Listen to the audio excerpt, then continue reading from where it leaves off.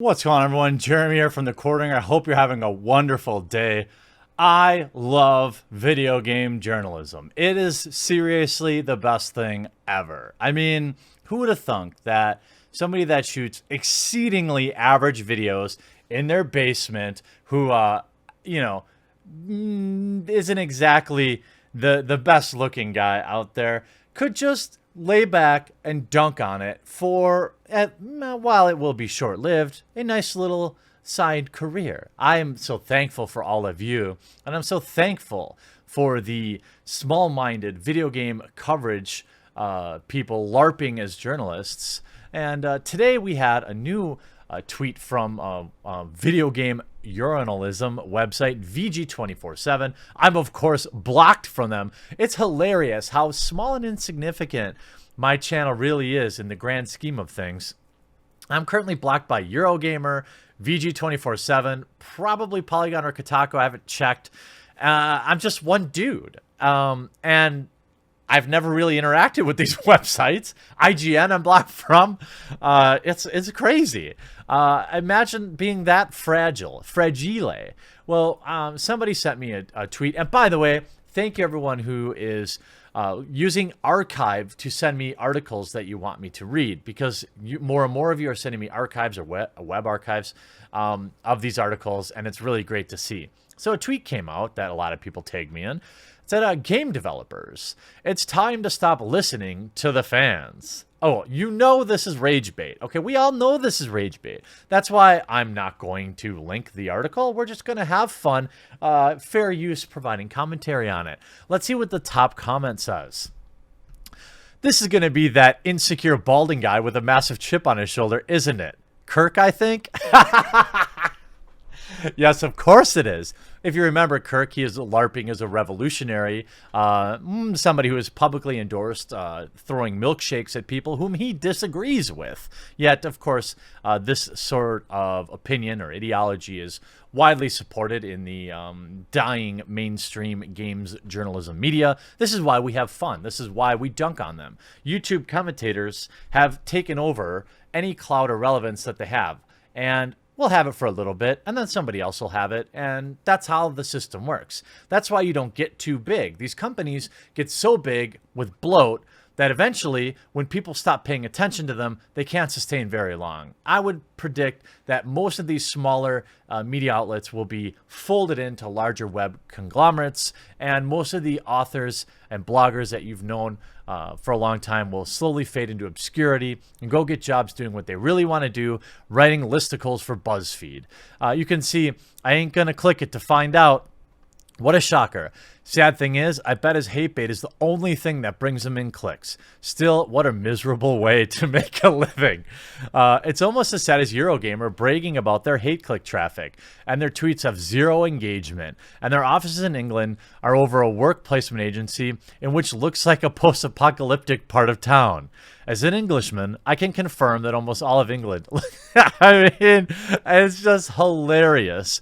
I regret having clicked this. I figured it would be clickbait, yes, but I didn't expect something that stupid. Saying criticism is made to point things could be better, but it doesn't mean that change is desired. Preposterous. Y'all don't know how criticism works. You know, it's interesting. Now, the headline of the article, of course, is that, game developers, it's time to stop listening to fans. It'll be hilarious to see manlet Kirk McKeon melt down on Twitter as we make fun of him again. This is a typical reaction he has. He'd be like, ooh, I baited the gamers, and ooh, Jeremy made fun of me, and ooh, he's one of the bad guys from WW2. Ooh, if I could just throw a milkshake at him, that would change his mind. Doesn't work that way, Kirk. But in your mind, apparently it does. Now, of course, he admits up front that it is bait, and, my articles, they're written to grab attention as well. But it's what's inside of this article that is hilariously disconnected. Don't get mad. There's a bit of hyperbole in that headline. The headline is, of course, game developers, it's time to stop listening to the fans. Among, it's an occasional bit of usual feedback exists. It's just that the poop floats up to the top and it's all you can see. BioWare has a lot to answer for. Basically, Mass Effect 3 feels like a ground zero for toxic fan entitlement. We're 2 sentences in, and this guy's already exposed himself as not somebody who works for the fans or the community. They are interested in pushing their own beliefs on people. You're right. The people that pay for the video games are entitled to good video games. You're not entitled to our money, however, if you don't produce a good product. It is not entitlement. It's criticism. It's people that pay for your product, people that love your franchises, that are trying to tell you what most big corporations seem to have a huge problem listening to because they can't get over themselves. They think they're smarter than the wider population. They think and they look down on the gaming community, most of these people. Just look at a lot of how a lot of them interact with gamers online. And it's words like toxic fan entitlement that encapsulate it all. I'm sure the developer was just trying to do the right thing, but it changed the ending of its game due to negative feedback, bending its creative vision to pander to the baying masses. Yeah, the people you know that pay the bills, that buy your game, your customers, the people that allow you to even have a game that exists at all, but, whatever. This rarely happens in any other medium. Sure, you could point to the Sonic movie changing. Yes, you can. And you yourself realize that the statement you wrote is easily disproved. But it's the video game crowd once again. Elsewhere, people have petitioned to have the last season of Game of Thrones remade, but HBO would never do that because it's absurd. Yeah, the last season was horrible, and they didn't care, and they mailed it in. Everybody saw it. The Starbucks coffee cups on set proved it, and, people are going to be less inclined to get behind HBO for any future series because of it. That's the way the free market works. Like it or not, the vast majority of video game players do not understand game development, so they don't need to. That's like saying you need to understand how the sausage is made to know whether or not you like it. This is absurd. This is that same elitist attitude that you get from professional athletes that say, well, you never played in the NFL, so you can't critique. That's absolutely absurd and demonstrably false. It doesn't run well. It's bad optimization. If there's a lack of features, it's down to development constraints and deadlines. It's lazy developers. That's not a dig at the gaming audience. Sure it is. But video games are a complex chimera of publisher goals, developer goals, and the realities of working within an ever-shifting vision. It's like molding a jar of clay on a roller coaster. Games are a broken mess right up until launch. Then the roller coaster finally comes to a halt and the clay stops flopping around.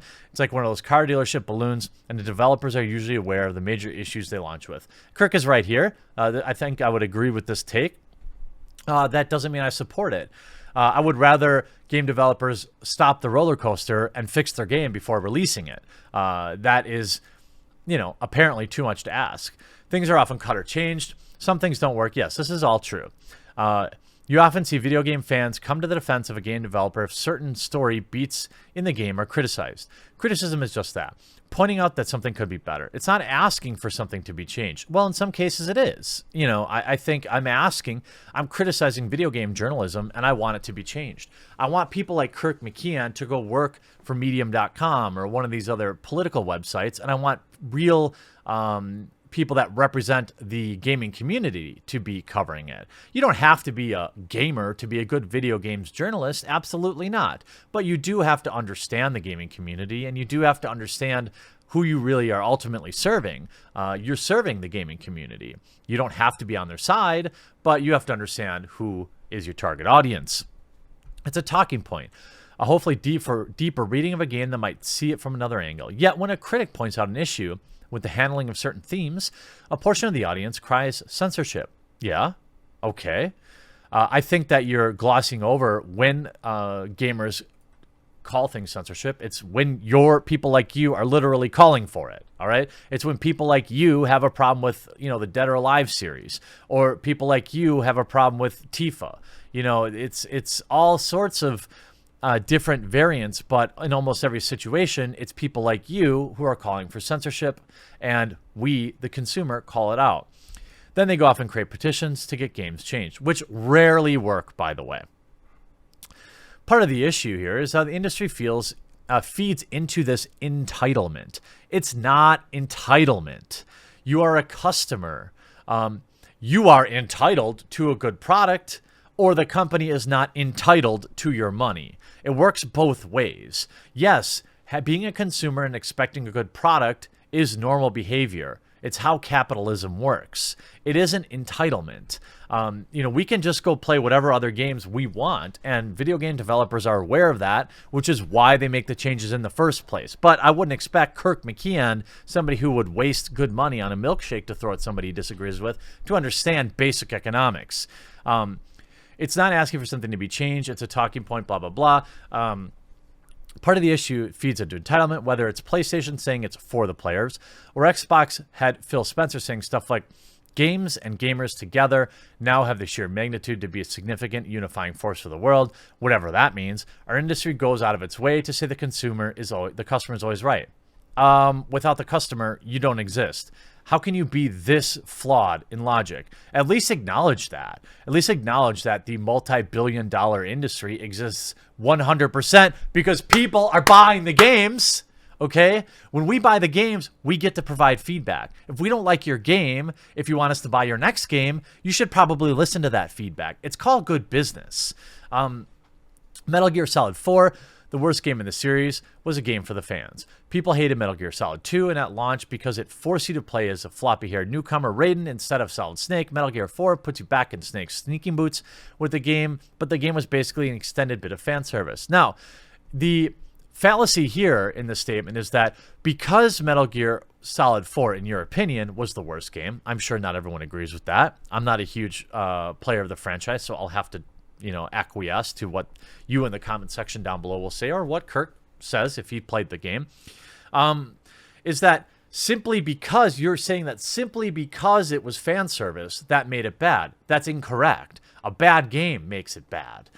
Elsewhere, in the bad place, some gamers actually petitioned Obama to get DMC pulled from the shelves because they wanted a traditional Capcom sequel and not the Ninja Theory reimagining. Yeah, okay. Sometimes things are cringy. Feedback can get funny. Change.org petitions do nothing.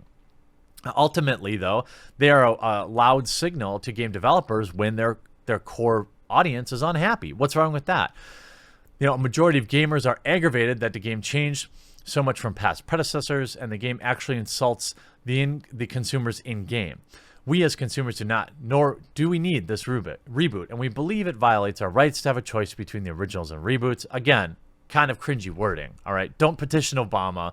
I get it. But then again, this is just one example. It doesn't paint all gamers. And just like Kirk, while his article parrots the exact same, air of superiority that most of his compatriots have, it just represents his horrible, in my opinion, thoughts. These people aren't professional game developers. They just want to make a very narrow experience of a game better for them, not for everyone else. Game balancing in an online shooter is far more complex than toggling things for the sake of it. Look at how Fortnite, yes, okay, we get it.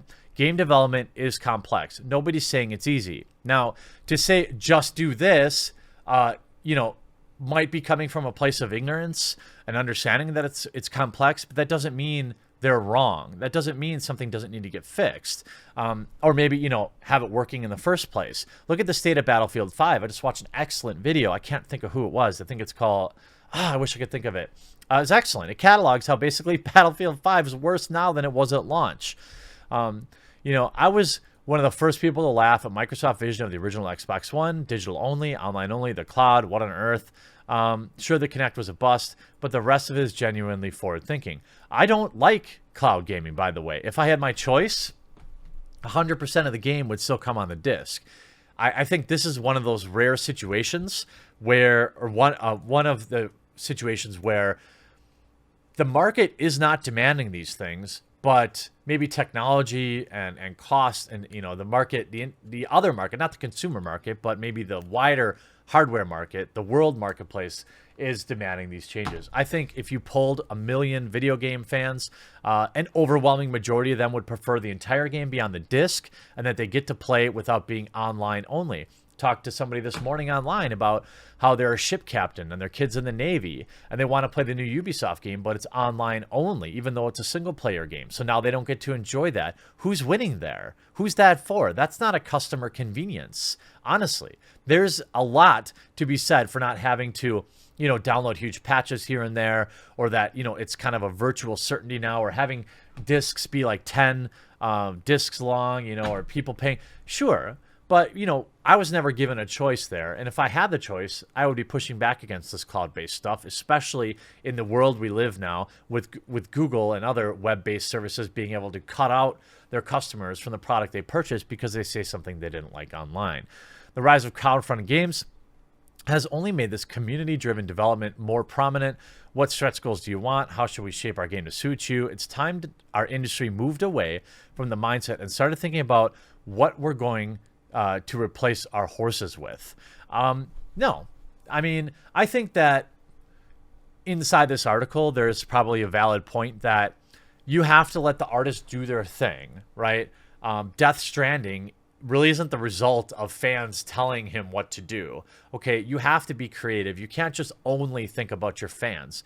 And a lot of times there's a new innovation in video games, for example, like the ping system, for example, in Apex Legends. I'm not sure that was something people were demanding, but the developers went in and put it in the game and people loved it so much, Fortnite had to copy it in like a few weeks. I think that there is concern in just listening to your fans too much, but the implication that people who are criticizing are just doing it for the sake of criticism is absurd. People are entitled to a good product for their money, and companies don't get to shield themselves off from criticism as much as games journalists would like that to be the case. I hope you enjoyed this video, though. We'll talk to you again real soon.